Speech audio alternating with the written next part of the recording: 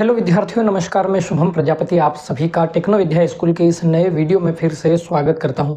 इस वीडियो में हम कक्षा 9वीं गणित के अध्याय 2 जिसका नाम बहुपद है, इसकी शुरुआत कर रहे हैं। इसके पहले हमने अध्याय 1 की पूरी कंप्लीट वीडियो सीरीज जो है एक प्लेलिस्ट के तौर पर बनाकर अपने चैनल पर अपलोड की है। आप हमारे चैनल के प्लेलिस्ट सेक्शन में जाकर पूरी प्लेलिस्ट को एक्सेस कर सकते हैं और अध्याय 1 को पूरी तरह से सीख सकते हैं। चलिए अब इस अध्याय 2 की भी हम धमाकेदार तरीके से शुरुआत करते हैं। तो देखिए, हमारे पास जो गणित में अध्याय 2 है, इसका नाम है बहुपद। अब बहुपद को अगर हम तोड़ें तो ये दो शब्दों में टूटेगा। पहला जो शब्द होगा वो है बहु और दूसरा जो है वो है पद। अब कुछ देर के लिए इस बहु शब्दों को हम साइड में रखते हैं और बात करते हैं सिर्फ पद की, क्योंकि ये जो पद है ये किसमें लिखा हुआ है? बहुपद में। तो इस पद को पहले हम समझते हैं। देखो, पद जो है ये दो प्रकार के होते हैं। पहला जो पद होता है वो होता है अचर पद और दूसरा जो पद होता है वो है चर पद। अचर पद और चर पद। अब जितने भी हमारे गणित में हम जितनी भी संख्याओं को उपयोग में लेते हैं, चाहे वो धनात्मक संख्याएं हों, चाहे वो ऋणात्मक संख्याएं हों, चाहे वो परिमेय संख्याएं हों, यानी कि जिनको हम अटे बटे के रूप में लिख सकते हैं, या फिर दशमलव वाली संख्याएं हों, या फिर करनी वाली संख्याएं हों, सारी की सारी संख्याओं को हम अध्याय 2 में इस बहुपद वाले अध्याय 2 में उन सभी संख्याओं को हम अचर पद के तौर पर उपयोग करेंगे। उन्हें हम अचर पद मानकर काम करेंगे। ठीक है, मैंने कहा कि जितनी भी संख्याएं हैं जो धनात्मक हो, ऋणात्मक हो, बटे वाली हो, करनी वाली हो, दशमलव वाली हो, कैसी भी हो, इन सभी संख्याओं को हम इस अध्याय 2 में बहुपद में अचर पद के नाम से जानेंगे। अचर पद के रूप में इनको हम प्रयोग करेंगे। दूसरी तरफ अगर हम बात करते हैं चर पदों की, तो हमारी ABCD जो होती है A से लेके Z तक, यानी कि पूरी अल्फाबेट, यानी कि अंग्रेजी की पूरी वर्णमाला, तो इसमें जितने भी अक्षर होते हैं ये सारे अक्षरों को हम अध्याय 2 में, बहुपद वाले अध्याय 2 में, इन सभी अक्षरों को जो कि A से Z तक लिखे हुए हैं, इनको हम चर पद के रूप में जानेंगे। इनको हम चर के तौर पर उपयोग करेंगे, चर के नाम से जानेंगे। ठीक है, तो अचर में सारी संख्याएं आ जाएंगी और चर में सारे अंग्रेजी वर्णमाला के अक्षर आ जाएंगे। यहाँ तक मुझे उम्मीद है कि आपको कोई भी प्रॉब्लम नहीं हुई होगी। ओके, तो अब आगे बढ़ते हैं। अब ये जो अचर और चर हैं ये दोनों आखिर में है, तो बहुपद जब बनेगा तो इसमें इनका उपयोग तो होगा।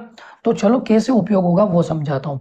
जब हम अचर और चर को मिलाते हैं, इनका हम एक ग्रुप बनाते हैं, तो जो ग्रुप बनता है वो कुछ इस तरह से बनता है। देखिए, मान लीजिए कि मैंने एक अचर पद का गुणा किया एक चर पद में, तो क्या होगा? अचर पद का गुणा मैं चर पद में करूंगा। अचर में मान लेता हूं कि किसी संख्या को ले लेता हूं, जैसे 23 को ले लेता हूं मैं। अचर में मैंने ले लिया यहाँ पे 23 और इसका मैं गुणा कर रहा हूं किसी भी चर में।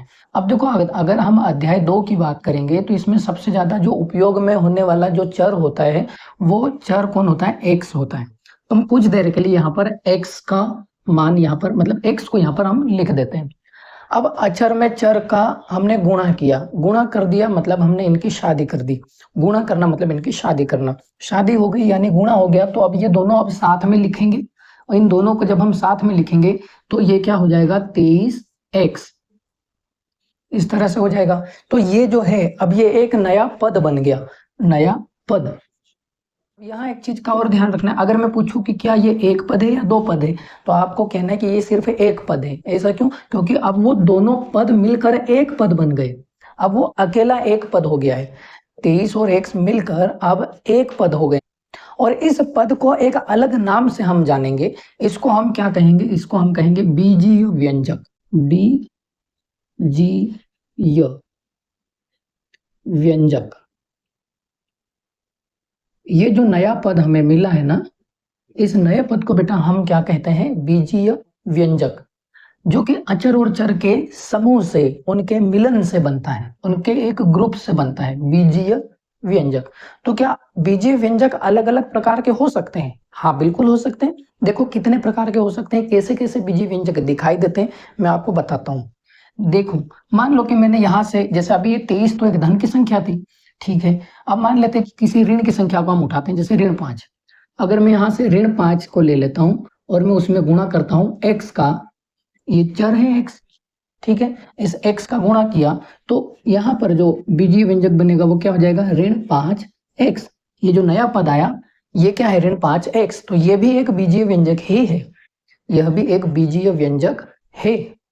आगे बात करते हैं, अगर हम यहाँ से 1/2 को उठा लें तो ये हमने उठाया 1/2, हमने गुणा किया x में, तो बराबर में क्या हो जाएगा 1/2x। यह भी एक बीजीय व्यंजक है। अच्छा, और क्या कर सकते हैं, करनी वाले नंबर भी ले सकते हैं अचर में, तो हमने ले लिया यहाँ से करनी 2, गुणा कर दिया हमने x में, तो अब ये जो बना ये क्या बन जाएगा, यह भी करनी 2x, इस तरह से लिखेंगे, तो यह भी क्या है, एक बीजीय व्यंजक है। अच्छा, और देखते हैं, दशमलव वाली संख्याओं को भी ले सकते हैं, तो हमने ले लिया 0.47 और उसमें हमने गुणा कर दिया x से, तो अब यहाँ पर ये जो नया पद बनेगा 0.47x, यह भी एक बीजीय व्यंजक है। अब आपने यहाँ देखा कि यहाँ पर एक संख्या धन की है, एक ऋण की है, बटे वाली भी है, करनी वाली भी है, दशमलव वाली भी है, लेकिन इस साइड जो चर है जो है वो कौन है, x है। क्या उसमें आपको कोई परिवर्तन दिखाई दिया? अभी तक नहीं दिखाई दिया। तो क्या परिवर्तन नहीं हो सकता?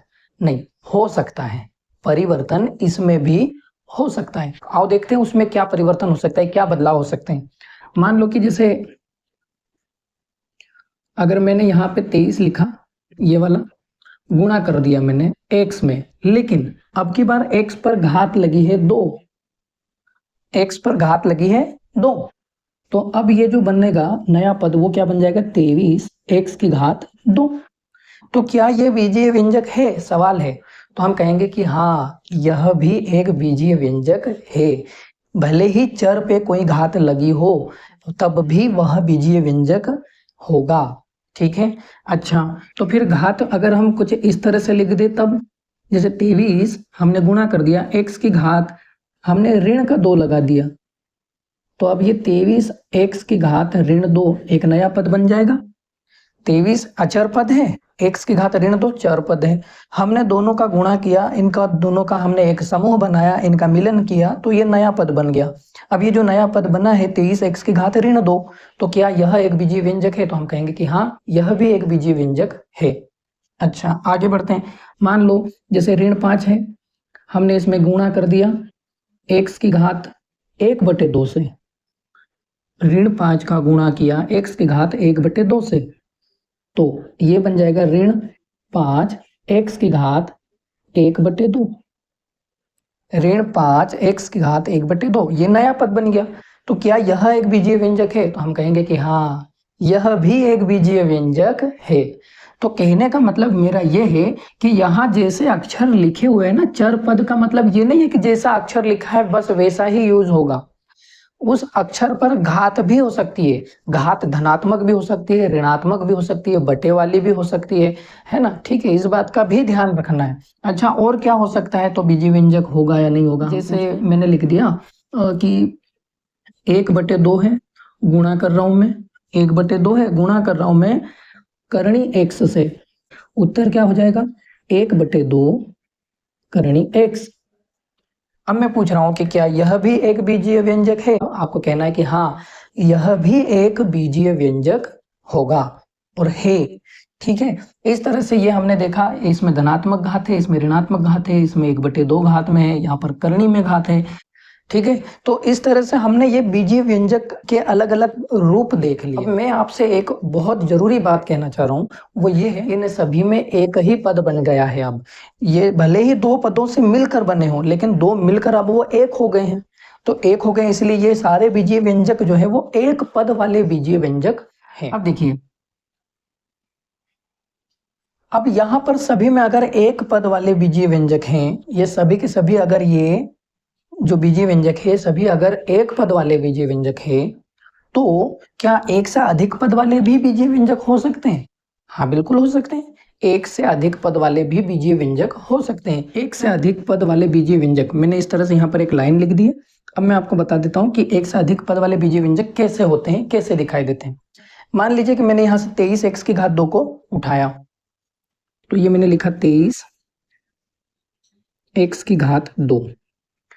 अब दूसरा एक और पद मैंने ले लिया है, दूसरा पद मतलब दूसरा बीजीय व्यंजक, दूसरा पद यानी कि दूसरा बीजीय व्यंजक, तो कोई सा भी एक उठा लो। जैसे मान लेते हैं कि हमने यहाँ से 5x को उठाया, ऋण 5 एक्स। अब यहाँ पर एक पद है और ये दूसरा पद है, तो ये पूरे दोनों पद मिलकर ये पूरा एक ग्रुप बन गया, पूरा एक समूह बन गया। तो क्या अब ये पूरा समूह क्या कुछ और नाम से जाना जाएगा? नहीं, इसको भी हम बीजीय व्यंजक ही कहेंगे। सीधी सी बात है, अब ये भी एक बीजीय व्यंजक है। बस अब फर्क क्या है कि यहाँ एक पद थे और यहाँ अब कितने पद हैं? एक और एक, 2 पद हैं। और इन 2 पदों को अलग कौन कर रहा है? इन दोनों पदों को अलग कर रहा है ये चिन्ह ऋण का। ठीक है, ये ऋण का जो चिन्ह है इस पद को और इस पद को अलग अलग कर रहा है। ठीक है, वैसे ही अगर हम मान लेते हैं कि यहां से हमने उठाया करणी 2, ये इसको मैं नंबर 1 दे देता हूं। तो देखो अब मैं यहां से जो है वो करणी 2x को उठा रहा हूं। ये मैंने लिखा करणी 2x, ये एक पद हो गया, एक बीजीय व्यंजक हो गया। अब इसमें मैं जोड़ देता हूं दूसरे बीजीय व्यंजक को, जैसे 0.47x, मैंने लिख दिया 0.47x। तो अब ये एक पद हो गया, ये भी एक पद हो गया। कितने पद हो गए इसमें? 2 पद हो गए। तो क्या 2 से अधिक पद भी हो सकते हैं? हाँ बिल्कुल हो सकते हैं। मान लो कि इनमें से मैं एक और पद को ऐसा उठा लेता हूं, या यहां से उठा सकते हैं हम। मान लो कि यहां से मैंने लिख दिया 5 को धन 5 लिख दिया। तो अब यहाँ पर ये और ये तीनों मिलकर एक समूह बना रहे हैं। ये तीनों मिलकर एक समूह बना रहे हैं। अब आप ये सोचोगे कि 5 के साथ में कोई चर तो है ही नहीं, तो जरूरी थोड़ी ना है कि एक अचर के साथ में हमेशा एक चर हो। देखो चर और अचर मिलाकर एक बीजीय व्यंजक बनता है, तो ये चर और अचर मिलाकर ही तो पूरा बीजीय व्यंजक बन रहा है। इसमें चर यहाँ है, बस यहाँ नहीं है, तो इसका मतलब ये थोड़ी ना है कि ये बीजीय व्यंजक नहीं होगा, तो भी यह बीजीय व्यंजक रहेगा। तो ये सभी मिलकर एक समूह बना रहे और पूरे समूह में चर और अचर दोनों शामिल हैं, तो इसका मतलब ये पूरा का पूरा जो समूह है यह भी एक बीजीय व्यंजक है। बस इसमें अब फर्क क्या आ गया कि यहाँ पर अब 1, 2 और 3 पद हो गए। यहाँ पे 2 पद थे, इनमें सब में 1 पद था और इसमें टोटल 3 पद हैं। तो 3 से अधिक भी पद हो सकते हैं? हाँ बिल्कुल हो सकते हैं। देखो ये भी बता देता हूं। मान लो 23x की घात 2 धन 15x ऋण 5x या 5y ले लो धन 7 ले लो। अब एक पद ये, एक पद ये, एक पद ये और एक पद ये। 23x की घात 2 पहला पद, 15x दूसरा पद, 5y तीसरा पद, 7 जो है वो चौथा पद। अब इस पूरे समूह में आप देखोगे ये पूरे समूह में टोटल 4 पद हो गए। पूरे समूह में 4 पद हो गए। तो 4 पद से ये मिलकर एक समूह बना है, और 4 पद से मिलकर अगर ये एक समूह बना है तो क्या ये समूह बीजीय व्यंजक नहीं होगा? होगा, यह भी एक बीजीय व्यंजक है। लेकिन एक बहुत ही जरूरी बात, हो सकता है कुछ बच्चों को इसमें इस 5y को लेके डाउट आया होगा। अगर नहीं आया तो बहुत अच्छी बात है, आया है तो मैं समझा देता हूँ कि सर ये जो x है, यहाँ पर x है, चर यहाँ एक जैसा है, लेकिन यहाँ चर अलग हो गया, y हो गया। तो क्या ऐसा हो सकता है कि एक समूह में अलग अलग चरों को हम लिख सकते हैं? क्या ऐसा संभव है? हाँ बिल्कुल लिख सकते हैं। बीजीय व्यंजकों के समूह में चर कुछ भी हो सकता है। एक x भी हो सकता है, x के साथ y भी हो सकता है, मतलब x के अलावा y भी हो सकता है, x और y के अलावा z भी हो सकता है, x y z के अलावा t भी हो सकता है, p भी हो सकता है, q भी हो सकता है। मतलब ABCD के ये जो अक्षर हैं इनमें से कुछ भी हो सकता है। एक ही समूह में 2 से 3 या 3 से 4 भी जो है वो चर हो सकते हैं। जैसे यहाँ पर अगर मैं इनको बोलूं तो ये जो है वो एक चर वाले बीजीय व्यंजक है, एक चर वाले बीजीय व्यंजक है। ये एक चर वाले बीजीय व्यंजक है। क्यों एक चर वाले हैं? क्योंकि इसमें जो दोनों पद दिखाई दे रहे हैं, दोनों पदों में हमको एक जैसा ही चर दिखाई दे रहा है, और वो एक जैसा चर कौन है? सिर्फ x है। अब अगर यहाँ पे आप बात करोगे ये इसकी तो यहाँ पर भी आप अगर मैं आपसे पूछूं कि कितने चर वाला बीजीय व्यंजक है, तो आपको जवाब देना है कि यह भी एक ही चर वाला बीजीय व्यंजक है। एक ही चर कौन है? वो एक चर जो है वो एक्स है, जो पूरे समूह में दिखाई दे रहा है। जो एक चर है वो कौन है? सिर्फ एक्स है, जो पूरे समूह में दिखाई दे रहा है। इस बात से कोई फर्क नहीं पड़ता कि वो चर जो है वो पूरे समूह में कितनी बार रिपीट हो रहा है, मतलब वो यहाँ पर भी है, यहाँ पर भी है, इससे कोई लेना देना नहीं। लेना देना इस बात से है कि क्या वो एक जैसा ही है, क्या एक जैसा ही है चर? हाँ, तो यहाँ भी एक्स है, यहाँ भी एक्स है, एक जैसा चर है, तो हम उसको एक चर में बीजीय व्यंजक बोलेंगे, एक चर में बीजीय व्यंजक बोलेंगे। अच्छा, लेकिन अब यहाँ अगर आप देखोगे इस वाले थर्ड वाले में, इस तीसरे वाले ग्रुप में, इस तीसरे वाले समूह की अगर आप बात करोगे, तो इस तीसरे समूह में क्या होगा? यहाँ पर एक चर तो एक्स दिखाई दे रहा है और दूसरा चर वाई दिखाई दे रहा है। यहाँ पर एक्स है, यहाँ पर एक्स है, ये दोनों तो एक जैसे हो गए, लेकिन यहाँ वाई है जो अलग है। तो एक चर तो ये हो गया एक्स, एक चर कौन हो गया? एक्स, दूसरा चर कौन हो गया? वाई। हम क्या बोलेंगे कि ये जो पूरा समूह है, ये जो पूरा समूह है, इसमें एक्स भी चर है और वाई भी एक चर है। तो कितने चर हो गए?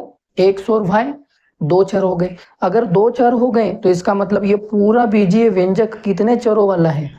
दो चरों वाला बीजीय व्यंजक है। तो हम यहाँ लिख देते हैं यहाँ पर, ठीक है, ये एक चर वाला बीजीय व्यंजक, ये भी एक चर वाला बीजीय व्यंजक, और लेकिन ये दो चर, क्योंकि इसमें एक्स के साथ साथ वाई भी है। मैं यहाँ लिख देता हूँ एक तीन चर वाला बीजीय व्यंजक, इसको हटाता हूँ मैं यहाँ से। तो कैसा दिखाई देगा? मान लो कि हमने ले लिया एक चर एक्स, इसकी घात में कुछ भी आप मन से लगा दो, जैसे एक्स की घात मैंने 5 लिख दिया, ओके। ऋण एक चर ले लिया मैंने वाई, इसकी घात में भी आप कुछ भी लिख सकते हो, जैसे 2 लिख दिया, ओके। इसके बाद में मैंने धन ले लिया, इनमें से कोई सा ले लेते हैं, जैसे टी ले लेते हैं, मैंने यहाँ लिख दिया 2 और टी, और यहाँ घात में मैंने लिख दिया 15। तो अब अगर आप देखोगे, एक पद, दूसरा पद और तीसरा पद, 3 पद वाला बीजीय व्यंजक है। पद कितने हैं? 3 है, लेकिन चर कितने हैं? तो एक्स भी चर है, वाई भी चर है, टी भी चर है। तो एक्स एक चर, वाई एक चर और टी एक चर, टोटल 3 चर हैं। तो 3 चरों वाला बीजीय व्यंजक भी ये है। और अगर आपसे बोले कि 3 पदों वाला है क्या, तो हम कहेंगे हाँ, ये 3 पद वाला भी है। 3 चर में, साथ ही 3 पद में भी यह एक बीजीय व्यंजक है। ठीक है, यहाँ तक कोई प्रॉब्लम? अगर कुछ भी प्रॉब्लम है कमेंट बॉक्स में कमेंट करके मुझे जरूर पूछना। ओके, चलिए आगे बढ़ते हैं। तो देखिए, मैंने यहाँ पर बीजीय व्यंजकों को बहुत ही व्यवस्थित तरीके से आपको समझाने के लिए इस तरह से लिख दिया है। एक चर में एक पद वाले बीजीय व्यंजक, उनके कुछ उदाहरण है मैंने यहाँ पर बताए। तो यहाँ पर अगर ये 5x लिखा है तो चर कितना है? एक ही है। और पद कितना है? पद भी एक होना चाहिए, तो पद भी ये पूरा मिलाकर एक है। वैसे ही यहाँ पर चर x अकेला है और पूरा पद जो है वह भी एक है। यहाँ पर चर x अकेला है, ऋण 7 करनी x, ये पूरा पद मिलाकर एक पद है। वैसे ये 12 वाई की घात ऋण 2, यह भी पूरा एक पद है, और वाई जो है अकेला एक चर है। टी जो है यहाँ पर आया है वो चर के रूप में, तो ये जो टी है यह एक अकेला चर है और एक चर है, और साथ ही में पूरा पद जो है वो एक अकेला पद भी है। तो एक चर में एक पद वाले बीजीय व्यंजकों के ये सारे उदाहरण थे।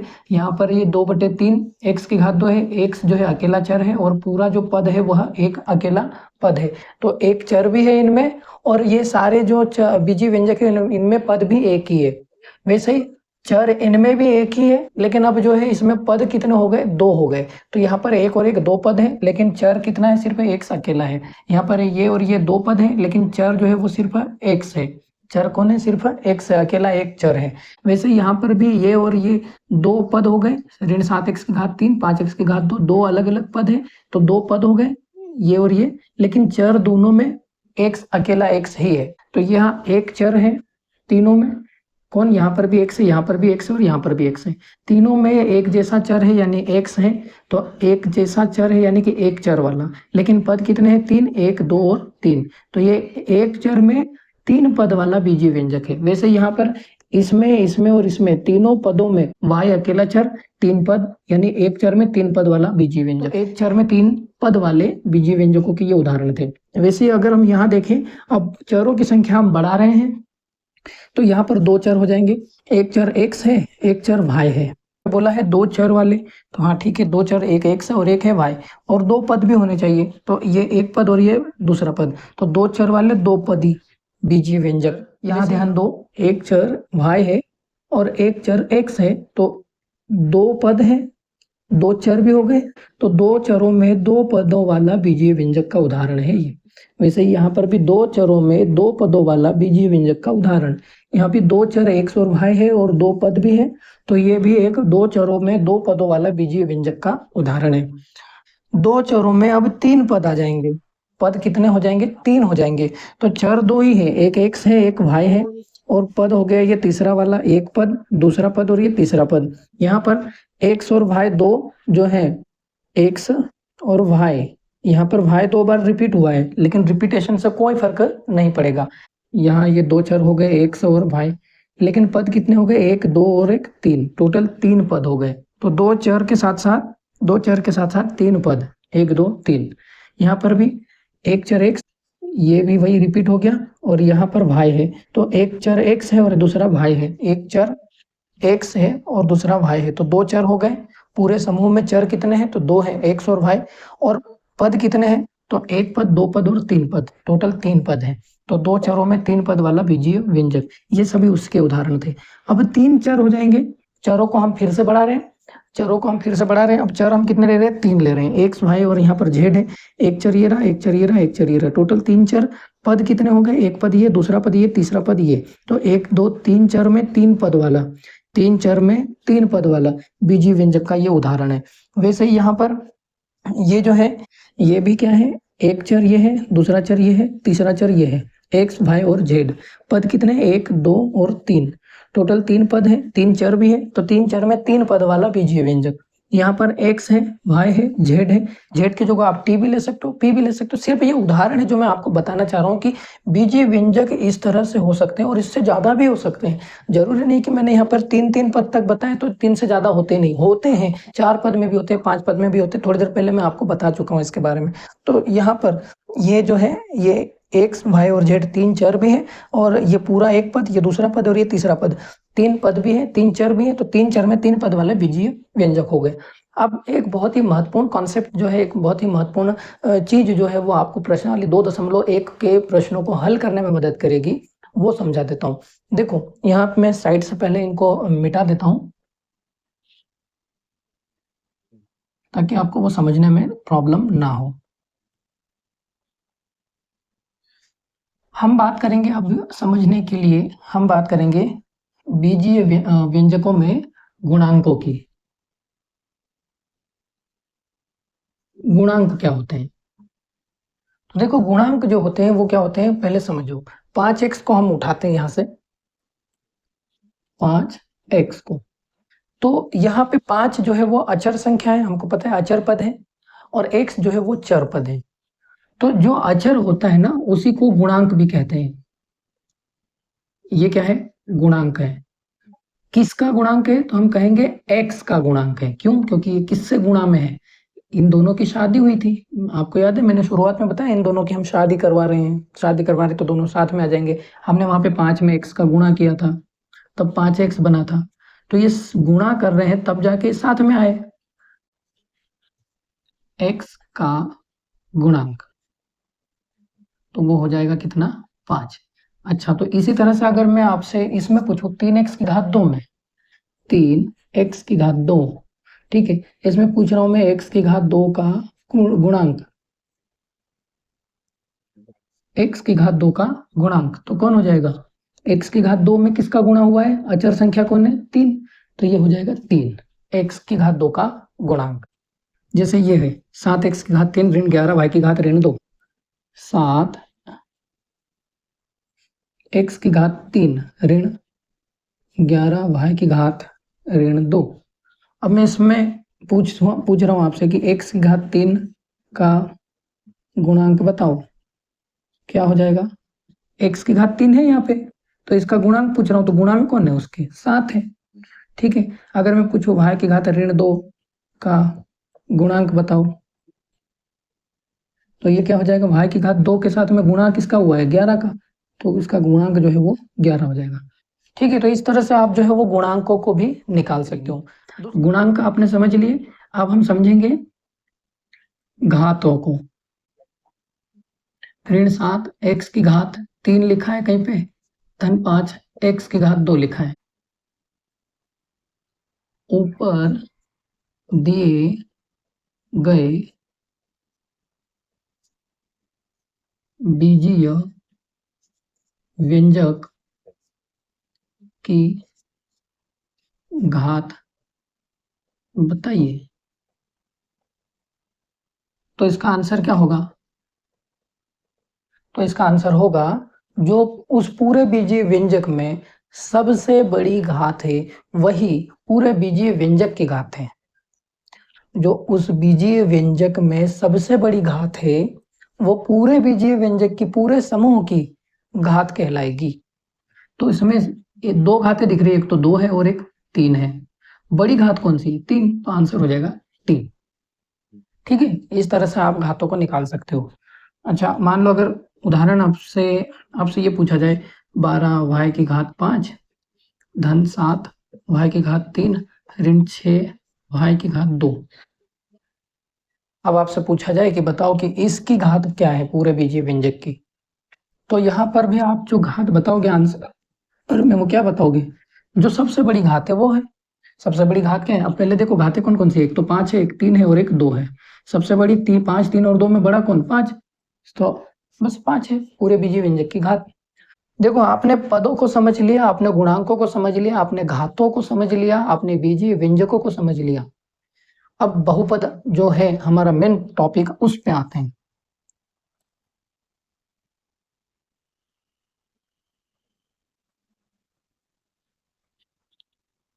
अब देखो मैंने यहाँ पर जो है वो बहुपद की परिभाषा लिख दी है, लेकिन आपसे मैं एक बात बहुत जरूरी जो पॉइंट वाली कहना चाहूंगा। क्या होगा अगर मैं आपसे ये कह दूं कि जितने भी मैंने यहाँ पर बीजीय व्यंजक लिखे हैं इनमें इनमें कुछ बीजीय व्यंजक जो है ना वो बहुपद हैं और कुछ जो है वो बीजीय व्यंजक वो बहुपद नहीं है ना मजे की बात। आओ समझते हैं। पहले बहुपद की परिभाषा को देखते हैं। बहुपद की परिभाषा क्या है? ऐसे बीजीय व्यंजक, ऐसे मतलब बात तो बीजीय व्यंजक को ही हो रही है, तो ऐसे बीजीय व्यंजक मतलब उनमें कोई खास गुण है ना। ऐसे बीजीय व्यंजक जिनमें जिनमें जो चर हैं उनकी घातें सिर्फ पूर्ण संख्या होती हो। अब पहले समझ लो पूर्ण संख्या, वो तो मैं पहले ही वैसे बता चुका हूं लेकिन फिर भी बता देता हूं। पूर्ण संख्या, पूर्ण संख्या क्या होती है? जो 0 से शुरू होती है, 1 होता है, 2 होता है, 3 होता है, 4 होता है, 5 होता है और इसी तरह से ये बढ़ती जाती है, अनंत तक लगातार बढ़ती जाती है। तो 0 से एक बार शुरू होने के बाद में जब इनमें हम एक एक जोड़ते जाएं तो ये अनंत तक लगातार चलती रहती है। सारी संख्याएं ये क्या होती है? पूर्ण संख्याएं होती है। तो कहना ये चाह रही है परिभाषा कि बीजीय व्यंजक बहुपद होते हैं, वो बात मानते हैं, लेकिन सारे बीजीय व्यंजक नहीं, सिर्फ वो बीजीय व्यंजक जिनमें जो चर है, अब चर कौन होते हैं? X Y Z T P, है ना। तो वो जो चर है उन चरों में जो घातें लगी हुई है वो घातें सिर्फ पूर्ण संख्या होनी चाहिए, यानी कि इनमें से ही कोई होना चाहिए। अगर इनमें से कोई घात में नहीं लगा है, यानी 0, 1, 2, 3, 4, 5, 6 या इनके आगे जो भी नंबर आते हैं, है ना, इन नंबरों में से अगर घात में, चरों की घातों में इन नंबरों के अलावा अगर कोई और है तो फिर बहुपद नहीं है। लेकिन यही नंबर है, इनमें से कोई एक नंबर है तो फिर वो बहुपद होगा। अब समझो, मान लो 5x लिखा हुआ है, 5x लिखा है। अब यहाँ चर की बात हो रही है, चरों, है ना। बीजीय व्यंजक तो है, ये सीधी बात है, लेकिन इनमें चर पे आते हैं। चर कौन है यहाँ पे? x है। तो चर की घात की बात करते हैं। यहाँ घात में कुछ दिखाई दे रहा है क्या? नहीं दे रहा है। नहीं दे रहा है तो इसका मतलब यहाँ घात में कुछ नहीं है, कुछ नहीं मतलब एक है। घात में कुछ ना दिखे तो इसका मतलब ये नहीं कि कुछ भी नहीं है। घात में जब कुछ ना दिखे तो उसका मतलब एक होता है। तो यहाँ x की घात कुछ नहीं है मतलब एक है। तो कह रहा है कि घातें सिर्फ पूर्ण संख्या होनी चाहिए। अब घात में पूर्ण संख्या क्या होती है? पूर्ण संख्या ये होती है 0 से शुरू हो जाती है। तो पूर्ण संख्याओं में एक होता है, हाँ ऑब्वियसली होता है। दैट मीन्स कि यहाँ पर 5x की घात एक जो लिखा है तो चर की घात एक है, यानी एक जो है वो पूर्ण संख्या है। तो इसका मतलब ये जो 5x है ये क्या है? एक बहुपद है। बात समझ में आ गई? चलो आगे बढ़ते हैं। दूसरा एक और उदाहरण लेते हैं, जैसे ऋण 7, सॉरी ये ले लेते हैं 3x की घात 2, 3x की घात 2। ए से बीजीय व्यंजक, क्या ये बीजीय व्यंजक है पहले तो ये बताओ? हाँ है, ठीक है। 3x का तो बीजीय व्यंजक है, लेकिन इस बीजीय व्यंजक में जो चर है, चर कौन है? वो x है। अब x की घातों को देखो, घात कौन है? 2 है। घात कौन है? 2 है। तो घाते सिर्फ पूर्ण संख्या होना चाहिए, यानी पूर्ण संख्या यानी 0 1 2 3 4 5। तो क्या 2 जो है वो पूर्ण संख्या है? हाँ है, 2 पूर्ण संख्या है। इसका मतलब 3x की घात 2 अगर मैं पूछूं कि क्या एक बहुपद है, तो हम क्या कहेंगे? हाँ, 3x की घात 2 एक बहुपद है। समझ गए? ओके, आगे बढ़ते हैं। उसी तरह से अगर मैं यहां से इसको उठाता हूं, जैसे ऋण 7 करनी के अंदर x है, ऋण 7 करनी के अंदर x है। क्या ये बीजीय व्यंजक है? पहली बात, हाँ है, बीजीय व्यंजक तो है। लेकिन अब बीजीय व्यंजक है तो फिर बहुपद भी हो सकता है, तो चेक करते हैं। चेक करने के लिए हमको उसके चर को देखना पड़ेगा। चर कौन है? x। और x अगर इसका चर है तो x पे घात क्या लगी हुई है? तो सर घात तो कुछ लगी नहीं, यहाँ पे तो करनी लगी है। तो बेटा करनी का मतलब ही घात में 1/2 होता है। इसको हम ऐसे लिख सकते हैं, ऋण 7 x की घात 1/2। करनी को जब हम हटाएंगे तो घात में 1/2 लगेगा। अब घात में 1/2 लग गया। अब ये जो घात में 1/2 लगा है, क्या 1/2 पूर्ण संख्या होती है? नहीं होती है। पूर्ण संख्याएं 0 होती है, 1 होती है, 2 होती है, 3 होती है। बटे वाली संख्याएं पूर्ण संख्या कब से होने लग गई? नहीं होती है। इसका मतलब ये बीजीय व्यंजक तो है, लेकिन बहुपद बिल्कुल भी नहीं है। ठीक है, क्लियर? तो मैंने यहां से आपको बहुपद को पहचानना सिखाया। और बताते हैं, अभी ये तो सब सभी एक ही पद वाले थे। अब 2 पद वाले उठाते हैं, जैसे मान लो ये उठा लेते हैं, ऋण 7 x की घात 3 धन 5 x ले लिया हमने। अब यहाँ पर क्या बोला है? ऐसे बीजीय व्यंजक जिनमें चरों की जो घातें हैं, चरों की जो घातें हैं। अब चर यहाँ पे x यहाँ भी है, यहाँ भी है, तो दोनों तरफ चेक करना पड़ेगा। अगर x जो है वो 50 बार रिपीट हो रहा है तो 50 x में चेक करना पड़ेगा घातों को। अगर किसी एक में भी x की घात पूर्ण संख्या नहीं है तो बहुपद नहीं होगा, ये बात ध्यान रखना। तो यहाँ पे तो सिर्फ 2 ही बार लिखा हुआ है, x जो है वो 2 ही बार लिखा हुआ है, तो 2x पे हम चेक करेंगे घातों को। तो यहाँ x जो है चर है, और x की घात अगर हम देखें तो यहाँ पे 3 है और यहाँ पे कुछ नहीं है, मतलब 1 है। तो 3 और 1 दोनों क्या होती है? पूर्ण संख्या होती है। इसका मतलब ये पूरा का पूरा जो बीजीय व्यंजक है यह एक बहुपद भी है। ठीक है, वैसे ही अगर हम बात करते हैं, अच्छा यहां से उठाते हैं इसको, 2/x 3/y 4/z।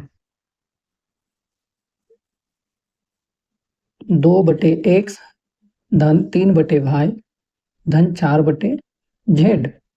अब अगर हमें इनकी बात करें, यहाँ 1 2 3 चर है और 1 2 3 पद भी हैं, पर ना तो हमको पदों से मतलब, ना हमको चरों से मतलब, हमको तो चर की घातों से मतलब है। अब चर तो यहाँ बटे में आ गए, तो बटे से जब ये ऊपर जाएंगे, हमको पहले इनको ऊपर भेजना पड़ेगा, इनके पास भेजना पड़ेगा, हम भेज देंगे। तो ये जब ऊपर जाएंगे तो 2x के साथ, x जो है 2 के साथ में आएगा। लेकिन जब नीचे से कोई भी नंबर, कोई भी संख्या ऊपर की तरफ जाती है, हर से अंश में जाती है, डिनोमिनेटर से न्यूमरेटर में जाती है, तो ऐसे केस में यहाँ पर घात जो है वो बदल जाती है। यानी नीचे अगर ये घात कुछ भी नहीं है मतलब 1 है, यहाँ कुछ भी नहीं है मतलब 1 है, यहाँ भी कुछ नहीं है मतलब 1 है, तो ऊपर जाएगी तो ये जो धन की घातें हैं ये ऋण की घातें बन जाएंगी।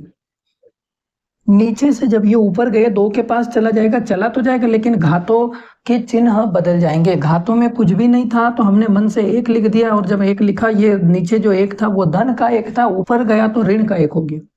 धन, यहाँ पर 3 y की घात भी ऋण का 1, धन 4 z की घात भी ऋण का 1। अब 1 2 तीनों चरों को हमने इस तरह से लिख दिया। लिखने के बाद अब आप देखो कि चर की घातें जो है वो क्या है? चर की घातें, यहाँ पर ऋण 1 है, यहाँ पर ऋण 1 है, यहाँ भी ऋण 1 है।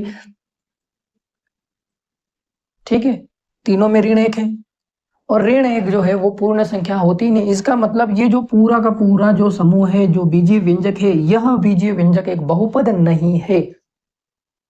ठीक है, यहाँ तक कोई बात, कोई समस्या, कोई भी दिक्कत मेरे हिसाब से तो नहीं होगी। तो इतना ये जो चीजें हमने समझे, इसका क्या अर्थ निकलता है? इसका बस एक ही अर्थ निकलता है कि जितने भी बहुपद होते हैं दुनिया में, वो सारे के सारे बहुपद बीजीय व्यंजक होते ही होते हैं। जितने भी बहुपद होते हैं वो सारे के सारे बीजीय व्यंजक होते ही होते हैं, लेकिन सारे के सारे बीजीय व्यंजक बहुपद हो जाएं ऐसा जरूरी नहीं है, क्योंकि सारे के सारे बीजीय व्यंजकों को बहुपद होने के लिए उनके चर की घातें जो है वो पूर्ण संख्याएं होना जरूरी है। ठीक है, तो मुझे उम्मीद है बेटा कि आपको आज की जो ये सेशन है, आज की जो क्लास है, ये बहुत ही अच्छे से समझ में आ गई होंगी। आपको पूरे कॉन्सेप्ट क्लियर हो गए होंगे कि बहुपद क्या होता है, बीजीय व्यंजक क्या होता है, चर अचर पद क्या होते हैं, घात क्या होती है, गुणांक क्या होते हैं, A to Z सारी चीजें मैंने यहाँ पर आपको क्लियर करवा दी है। इस वीडियो को एक बार रिवाइज जरूर करें, क्योंकि जब आप रिवाइज करेंगे तो आपको ये सारे कॉन्सेप्ट जो है आपके दिमाग में पूरी तरह से अच्छी तरह से फिट हो जाएंगे। और अगले वीडियो में जब हम प्रश्नावली 2.1 को हल करेंगे तो वहाँ आप सारे ही सवालों को बिल्कुल चुटकियों में उड़ाने वाले हो। तो चलिए अब मिलते हैं हम अगले वीडियो में प्रश्नावली 2.1 के साथ में। तब तक के लिए अपना ध्यान रखिए, खुश रहिए। जय हिंद, वंदे मातरम। और हाँ, चैनल को सब्सक्राइब और वीडियो को लाइक ज़रूर कर देना।